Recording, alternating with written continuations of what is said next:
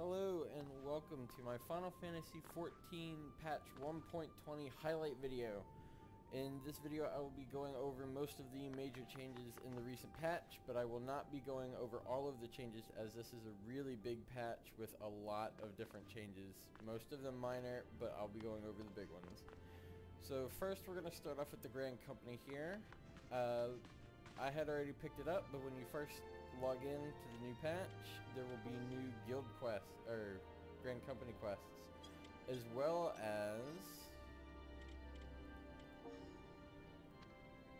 you are able to rank up in the Grand Companies now, which I will demonstrate now. The first rank costs 1,000 company seals, and I've heard that it costs about 7,000 to get to the max rank, which is a huge amount, but I've got about 4,000, so I'll just rank up as high as I can. Right.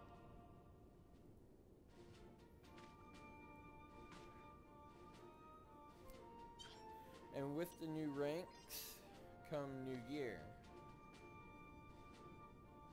which you can buy from the guy to the left of your promoter. Here it is. I'm not going to buy any of the new stuff, but as you can see, of course, I can't get this stuff yet, but I can unlock these. Notice the notches on the sigil here. I will not be covering the Moogle fight due to I can't get a group for it. I know that sounds hard to believe, but apparently it's not super hard, but I have no idea what I'm doing yet in it, so I'm not even going to bother with it. Another thing to note is it's Christmas! Yay! I'll be doing that video before the event's over, but this one will be coming up first. Another thing to mention while I'm running to the next location is, if you notice under the currency tab, I still have the Conjurers and Tower Mages guild marks, but they have been abolished. I thought they were gone, but apparently it saves it. They have been abolished, and you do not use them anymore to get traits for your company's guild. Instead, you get them automatically as you level up. And with the new patch comes new skills. They basically got rid of a lot of the older spells. In fact, I'm on my new list here. I'm only seeing about, I don't know, maybe 7 spells returning, and get a whole bunch of new spells instead. If you remember last time in any of the other videos where I was a Tower Mage, I was using Banish and Scourge, whereas here now I get Thunder with the Thundara and Thundaga combos, along with Fire and Blizzard all the way up to Blizzara. So the spells have changed, and with the new spells, if you notice the stars, those can lead you into combos, which I will be showing once I get to the edge of town. And one of the newer things that they added is, if you have a chocobo now, you do not have to pay to get to the edge of the city. You can instead talk to the stable guy person thing here, summon your personal one, and you'll exit the city instead of having to pay 800 for rental.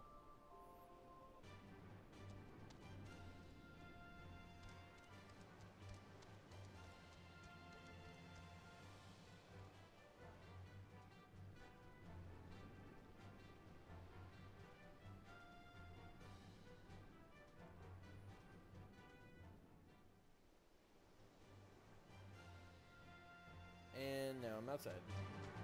Alright, so for the combos, as you can see, there's Thunder, Thundara, and Thundaga, and they have the combos and the combo bonuses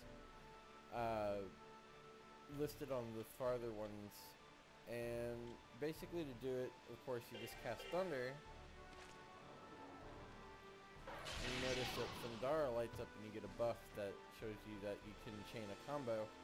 So you use Thundara, then you can use Thundaga, and you'll get the combo bonuses, which this one is increased critical damage. you do that, the whole combo's done, and you can restart. Now, this doesn't mean that you can't cast Thundara without casting Thunder. You just get a bonus if you do it. I'll go ahead and show the newer animations, and if you've already noticed, the casting animation while you're charging the spell is changed. And one of the different changes is Fire now automatically does AoE, and Thunder automatically does single target with no way to change it. And Blizzard just deals ice damage with a chance to slow. And for some reason, I guess they thought it was a good idea to come out with elemental attacks and not give you the third elemental attack for Blizzard.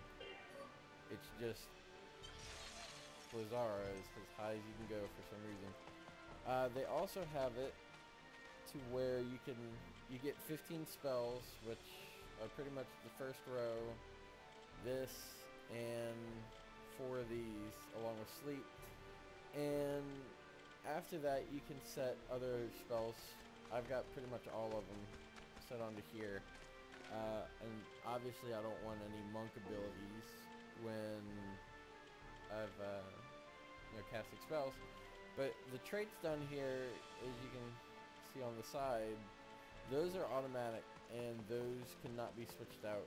It used to be you had to use guild marks to purchase traits, and then you could set up your own trait list, provided you stayed within the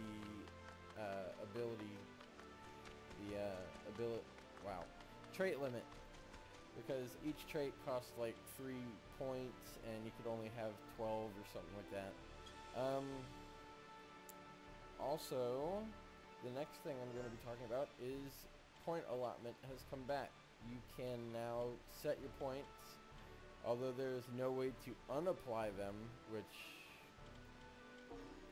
yeah, you can't get rid of them yet. They said that they will be doing it later to where you can undo them, but I don't know why they didn't do that now.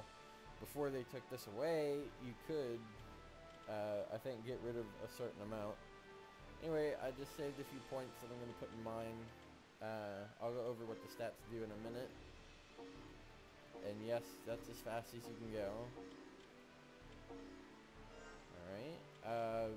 I think it's every 5 levels you get a point, something like that. It doesn't say. Let's see, does it? Yeah, there we go. This is easier. I guess I'll just go ahead and read it in case if people can't see it. Your current strength rating. This attribute primarily affects attack power. Ease of jogging. Oh wow. Ease of logging.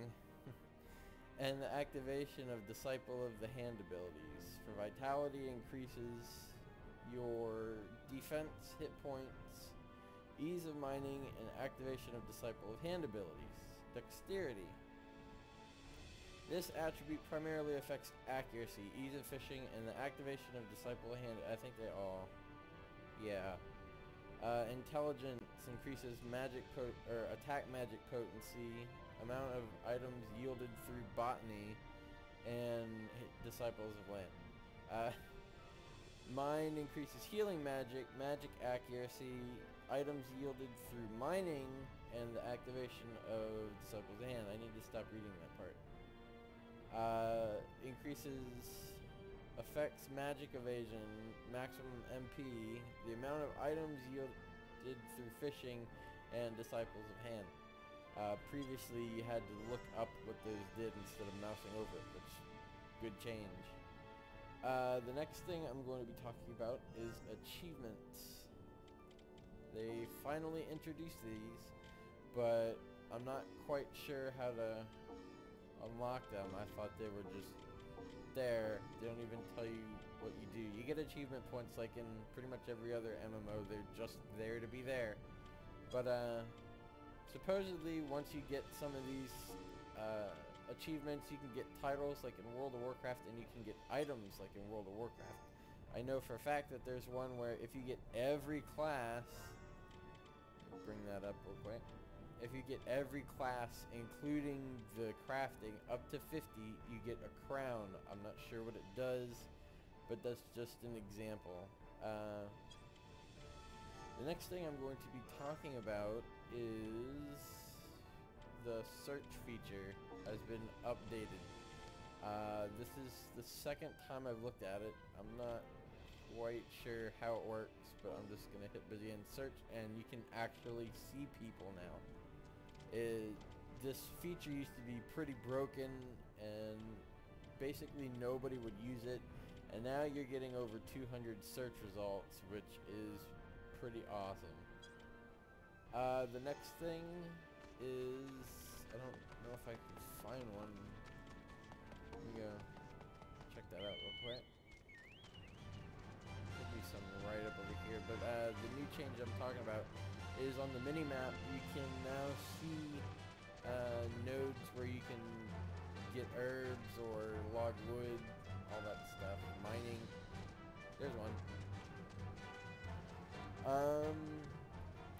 That's pretty much it. They've changed how, oh yeah, one thing that I have not done yet, I'll be looking into that later, maybe I'll mention it in the Christmas video. They came out with subclasses, like Fire Mages can be Black Mages if you do quests, Conjurers can be White Mages, Lancers can be Dragoons, Archers can be Bards, Gladiators could be Paladins, Marauders, I think they're Fighters or Barbarians, one of the two. And Pugligus, or however the hell you say it, can be a monk. You get one of these quests, I think, every 5 levels starting at 15, and you can get an ability that helps transition your class from being the first one to the second one.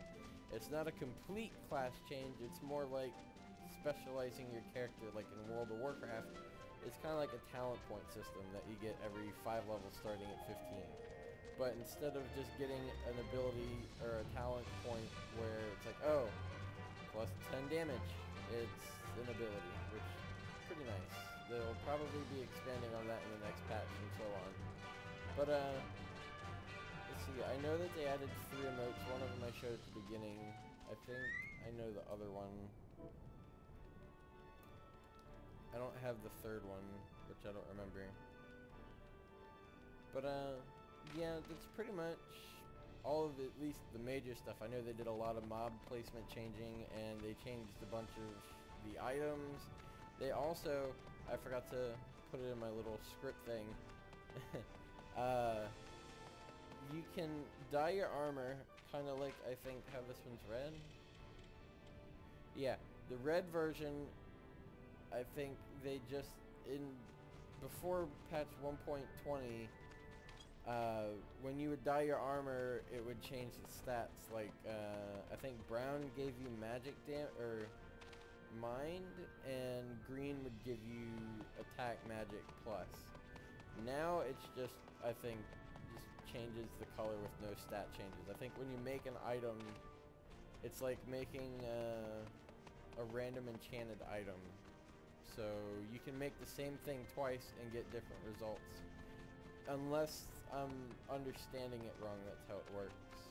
I've not had a chance to try it. I've had this before. But you still have slot costs. I don't know if they're getting rid of that soon. I'm sure a lot of people are really angry about that. But that's pretty much going to be it. I'll go ahead and show some other ability effects, and that'll be it for the video. So if you don't want to see these effects, then you can stop the video here.